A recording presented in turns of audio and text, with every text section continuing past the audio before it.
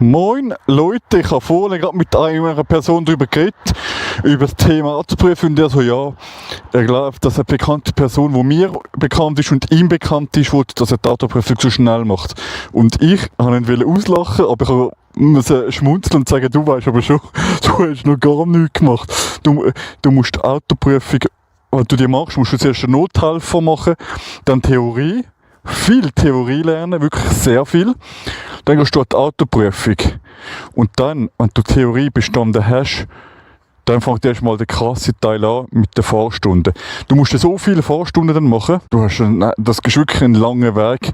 Normalerweise gibt es immer Leute, die es schnell schaffen, die schnell fertig sind. Aber ich sage es mal so, unter Normalsterblichen, vom ersten Moment von der Theorie, vom Nothelfer anmelden, bis die fertige Autoprüfung, safe ein Jahr. Safe mindestens ein Jahr für Normalsterbliche, oder wenn man nicht sich extrem in die Prüfung hineinlernen kann. Schreibt mal gerne in die Kommentare, wie lange ihr so für eure Autoprüfung habt.